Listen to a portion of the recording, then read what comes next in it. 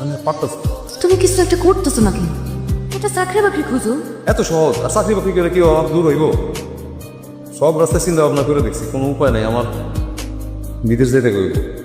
বিদেশ গেলে ভালো মতো কামাইতে পারো, এছাড়া কোনো উপায় নেই। বিদেশ যাব?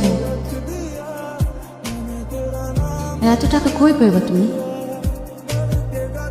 আমি আসলে এই ব্যাপারেই একটু আলাপ করতে চাইছিলাম তোমার সাথে। ওই পাশের গ্রামের মেম্বার চাচা আব্বার কাছে তার মাইয়ার লগে আমার বিয়ার প্রস্তাব হচ্ছে। কইছে যদি আমি বিয়াতে রাজি হই তাহলে সে তার নিজের খরচ দিয়ে আমার বিদেশ পাঠাই দিবে। কি কইলা? তুমি তুমি মেম্বারের মেয়ের লোকে বিয়ে করা বিদেশ যাবা? আর আমি? একটু বোঝার চেষ্টা করো রিতা, ভালোবাসা দিয়ে তো আর পেট চলবো না। ভালোবাসার জায়গা ঠিক আছে, কিন্তু আমি আমি সত্যি আর এই অভাব নিতে পারতাছি না। আমার মাটার অসুস্থ করতে হবে। কামাল কি কইতেছো তুমি? আমরা বিয়ে করবো না? দেখো, বিয়া করবো, টাকা দাও আমার বিদেশ পাঠাও। পারবা পাঠাইতে? তোমার বাপের কও আমার টাকা দিয়ে বিদেশ পাঠাইতে, এটা তো পারবা না।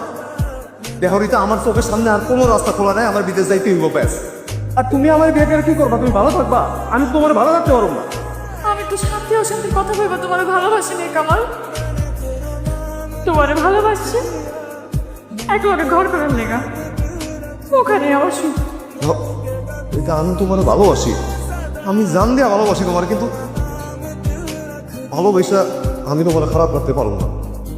তুমি আমার ভুল বুঝো না, আমি বিদেশ যাবো, আমার বিদেশ যাওয়া ছাড়া কোনো উপায় নেই। এত কিছু আমি বুঝি না কামাল।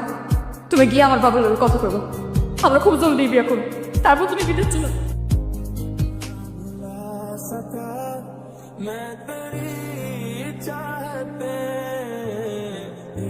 আরে আমি এত রাইতে? আমি আসছিলাম রিতা